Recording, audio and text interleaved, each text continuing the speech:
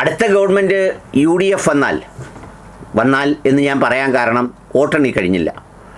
അങ്ങനെ വന്നാൽ ഈ കേരളത്തിലെ പ്രധാനപ്പെട്ട അജണ്ടകളിലൊന്ന് തർക്കമില്ലാതെ എഴുതി വെച്ചുള്ളൂ, അത് ഇസ്ലാമോഫോബിയ ആയിരിക്കും. അതിൻ്റെ എല്ലാ പഴുതുകളും അന്വേഷിക്കും.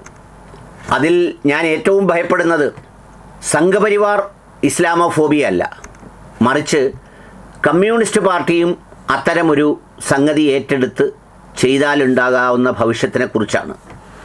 അതിൽ ചിലപ്പോൾ മുസ്ലിം ലീഗ് വിരോധമെന്ന പേരിൽ മാപ്പിള സഖാക്കളും വളരെ സജീവമായി പങ്കെടുത്തു എന്ന് വന്നേക്കാം.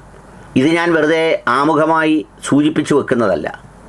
ഇലക്ഷൻ സമയത്ത് സജീവമായി ലീഗിൻ്റെ അതിപ്രസരത്തെക്കുറിച്ചും കഴിഞ്ഞ ഇലക്ഷൻ മുതൽ തന്നെ അന്തരിച്ച കോടിയേരി ബാലകൃഷ്ണൻ സഖാവിൻ്റെ കാലം മുതൽ തന്നെ കുഞ്ഞാലിക്കുട്ടി, അമീർ, കുഞ്ഞുമാണി കൂട്ടുകെട്ടിനെക്കുറിച്ചും ഒക്കെ പറഞ്ഞ് വളരെ വിജയിച്ച മന്ത്രമായി അതിനെ വാഴ്ത്തപ്പെട്ടതാണ്. എന്നാൽ പിന്നീട് വന്ന നമ്മുടെ MV ഗോവിന്ദൻ മാഷിനൊന്നും അത്തരമൊരു സർഗാത്മകതയോടെ അത് അങ്ങ് കയറ്റിവിടാൻ കഴിയുന്ന ഭാഷയൊന്നും വശമില്ലാത്തതുകൊണ്ട് അദ്ദേഹം താത്വികമായി അത് അവലോകനം ചെയ്തു പോകുന്ന ഒരാളാണ്. അതിൻ്റെ പ്രചാരകരായി ധാരാളം യൂട്യൂബർമാർ, നിരീക്ഷകന്മാർ, പിന്നെ ന്യൂസ് 18 പോലെയുള്ള ചാനലുകൾ അടക്കമുള്ളവ ഒക്കെ സജീവമായി രംഗത്ത് വരുന്ന കാലമായിരിക്കും ഇനി കാണാൻ പോവുക. ഞാനിതിൽ എന്തുകൊണ്ടാണ് ഈ പറയുന്ന കമ്മ്യൂണിസ്റ്റ് പാർട്ടിയുടെ ആളുകൾ ഇതിലേക്ക് കടന്നു വരാനുള്ള സാധ്യതയുടെ സൂചന സൂചിപ്പിച്ചത് എന്ന് വെച്ചാൽ, നമ്മുടെ ധനകാര്യ വകുപ്പ് മന്ത്രി തോമാച്ചൻ, അതായത് ഡോക്ടർ തോമസ് ഐസക്, അദ്ദേഹത്തിൻ്റെ ഫേസ്ബുക്ക് കുറിപ്പിനെ കുറിച്ചുള്ള വാർത്തയാണ് ഞാൻ കാണാനിടയായത്. അദ്ദേഹത്തിൻ്റെ ഫേസ്ബുക്ക് കുറിപ്പൊന്നും ഞാൻ വളരെ സീരിയസ് ആയിട്ട് എടുക്കാറില്ല. ഈ കമ്മ്യൂണിസ്റ്റ് പാർട്ടിയിൽ അതിന് അധ്വാനം കൊണ്ടും കെടുതികൾ കൊണ്ടും സംഘാടനം കൊണ്ടും ഒക്കെ ഒരുപാട് കഷ്ടപ്പെട്ട കമ്മ്യൂണിസ്റ്റുകാരുണ്ട്, MM മണി സഖാവിനെ പോലെയൊക്കെ. എന്നാൽ തോമസ് ഐസക് അദ്ദേഹമൊക്കെ ആരാണെന്നുള്ളത് നമ്മുടെ MN വിജയൻ മാഷും അതുപോലെ VS ഒക്കെ കൃത്യമായി ഓരോ കാലഘട്ടങ്ങളിൽ വിശദീകരിച്ചിട്ടുള്ളതാണ്. ആ വിശദീകരണം എനിക്ക് ഏറ്റവും ഒടുവിലൊക്കെ പിണറായി സഖാവിനും അത് ശരിയാണെന്ന് ബോധ്യപ്പെട്ടിട്ടുണ്ടെന്നാണ് എൻ്റെ ഒരു മനസ്സിലാക്കൽ.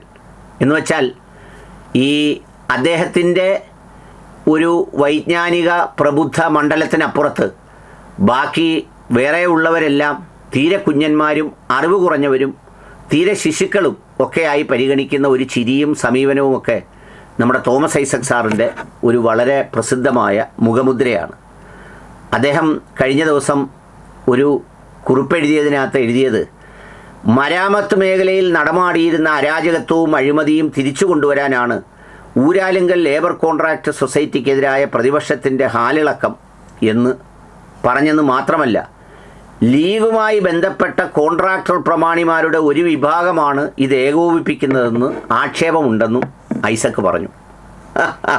അതായത് ഐസക് പറഞ്ഞു തുടങ്ങിയത് താത്വികമായ അവലോകനമാണ്, അദ്ദേഹത്തിൻ്റെ ആ ജുബ്ബായും പാൻറ്റും ഒക്കെ ഇട്ട്. പക്ഷെ അതങ്ങോട്ട് ഊരിയപ്പോൾ പിന്നെ കാണുന്നത് കാവിയാണ്.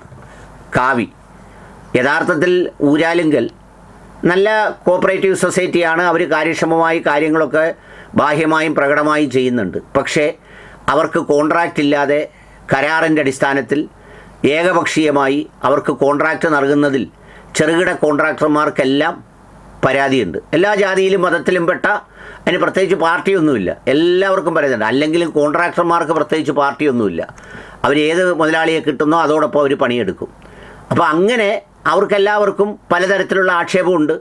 ഇതൊരു സമാന്തര സർക്കാരാണെന്ന ആക്ഷേപമുണ്ട്. എന്ന് മാത്രമല്ല, പ്രതിപക്ഷത്തുനിന്ന് എല്ലാവരും ഐസക് അദ്ദേഹം പറഞ്ഞതുപോലെ ചാടി വീണ് ഒന്നും ഊരാലുങ്കലിനെതിരെ പ്രതികരിച്ചിട്ടില്ല. ആകെ ഊരാലുങ്കലിനെതിരെ കൃത്യമായി ഉറക്കെ പ്രതികരിച്ചത് ആലപ്പുഴയുടെ MP, AICC general secretary KC വേണുഗോപാലാണ്. അദ്ദേഹം തുടർച്ചയായി 2-3 തവണ ഊരാലുങ്കലിനെതിരെ പ്രസ്താവന ഇറക്കുകയുണ്ടായി. എന്നാൽ ബാക്കി ആരും അങ്ങനെ പ്രതികരിച്ചിട്ടേ ഇല്ല. ലീഗ് മന്ത്രിമാരാരും ഒരു വർത്തമാനവും പറഞ്ഞിട്ടില്ല. എന്ന് മാത്രമല്ല, ഊരാലുങ്കലിന് ഇപ്പോൾ കാണുന്ന ഒരു വളർച്ചയിലേക്ക് എത്തിച്ചതിൻ്റെ തുടക്കം ലീഗ് മന്ത്രിസഭയുടെയും UDF മന്ത്രിസഭയുടെയും കാലഘട്ടത്തിലാണെന്നുള്ളതാണ് വാസ്തവം.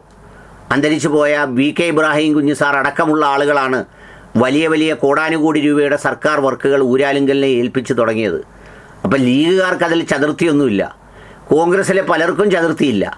പക്ഷേ അതിനകത്തേക്ക് ഐസക് അദ്ദേഹം കൊണ്ടുവന്നത് ഒരു ലീഗുകാരുടെ പ്രമാണിമാരായ കോൺട്രാക്ടർമാർ എന്നൊക്കെ പറയുന്നത് ഈ ഞാൻ നേരത്തെ പറഞ്ഞ അടുത്ത 5 വർഷം എല്ലാ കാര്യത്തിലും കൂട്ടിക്കെട്ടാൻ വേണ്ടി ഈ തോമസ് ഐസക് അദ്ദേഹത്തിനെ പോലെയുള്ളവർ തയ്പ്പിച്ചു വെച്ചിരിക്കുന്ന കാവി നിക്കറിൻ്റെ ഒരു ഡെമൺസ്ട്രേഷനാണ് ആ വാക്കുകളിൽ ഉള്ളത്.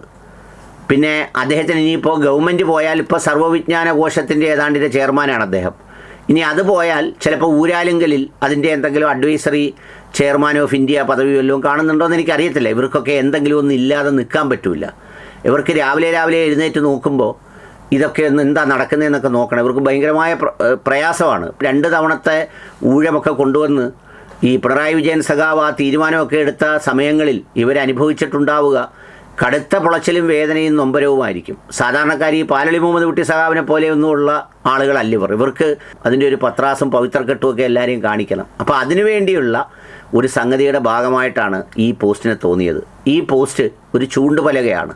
ഇനി വരുന്ന ആളുകളിൽ ഏത് വിഷയത്തെയും അതിനോടൊപ്പം ഒരു ലീഗ് വെച്ചാൽ ഈ കേരളത്തെ ഭിന്നിപ്പിച്ച് അത്തരമൊരു ചിന്തയുണ്ടാക്കി അതിൽ നിന്ന് മുതലെടുക്കാൻ കഴിയുമെന്ന ഒരു ബോധ്യത്തിൻ്റെ പരീക്ഷണശാലയാവും കേരളം.